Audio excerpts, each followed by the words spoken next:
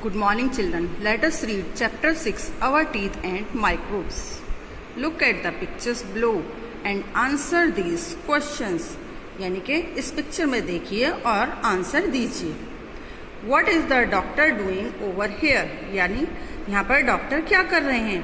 Number 2, what problems would the patient have experienced in her teeth? यानी कि जो patient है वो अपने दांतों में क्या प्रॉब्लम फील कर रहा है, क्या बता रहा है उसके बारे में. Number 3, what is this doctor known as? यानी कि ये डॉक्टर जो है वो क्या जानना चाह रहे हैं. The doctor who takes care of our teeth is known as dentist. यानी कि जो डॉक्टर हमारे दांतों की देखभाल करते हैं is known as the dentist, वो डेंटिस्ट कहलाते हैं, उनको हम डेंटिस्ट बोलते हैं. In the picture the doctor is checking the teeth.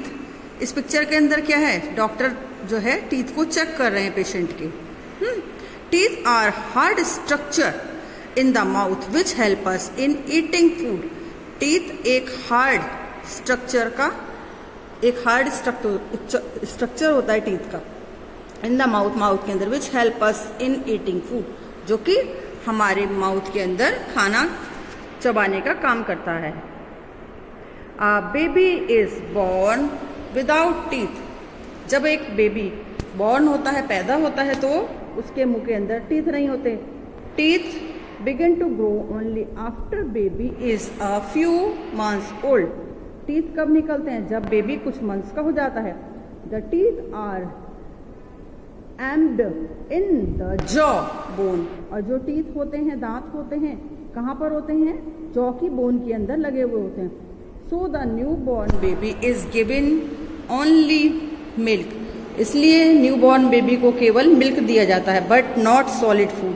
अब हम उसे सॉलिड फूड नहीं देते हैं.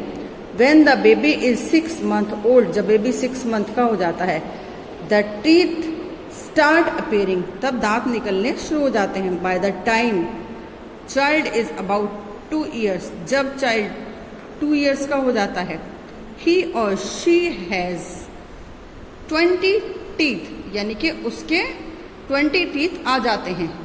This teeth are called milk teeth. इन टीथ को हम क्या कहते हैं, मिल्क टीथ बोलते हैं. जो स्टार्टिंग में बेबी के न्यू टीथ आते हैं उन टीथ को हम बोलते हैं milk teeth. At the age of 6, जब वो 6 years के हो जाते हैं, the milk teeth start falling off. After 6 years जो मिल्क टीथ होते हैं वो सब टूट जाते हैं. New teeth starts appearing in their place, और उसकी जगह पर नए टीथ आने स्टार्ट हो जाते हैं. These are called permanent teeth. तब इन टीथ को हम क्या बोलते हैं, परमानेंट टीथ. जो दोबारा आते हैं, मिल्क टीथ टूटने के बाद दोबारा टीथ आते हैं, उन टीथ को हम क्या बोलते हैं, permanent teeth. If you take care of your permanent teeth, यदि आप अपने परमानेंट टीथ की देखभाल करेंगे, दे विल रिमेन फॉर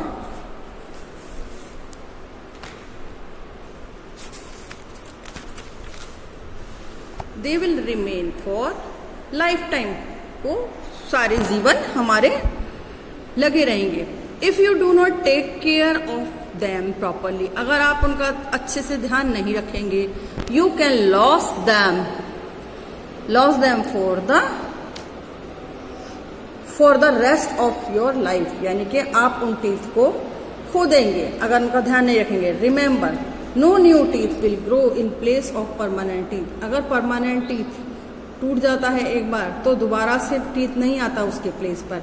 वो कब आता है, जब केवल मिल्क टीथ टूट जाते हैं, उसके बाद तब परमानेंट टीथ आता है. लेकिन परमानेंट टीथ के टूटने के बाद फिर क्या होता है, दोबारा से न्यू टीथ नहीं आता है.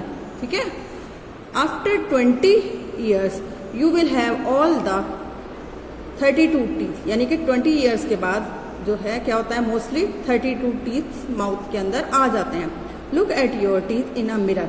अपने टीथ को आप लोग मिरर में देखिए. Now feel the edges of your teeth.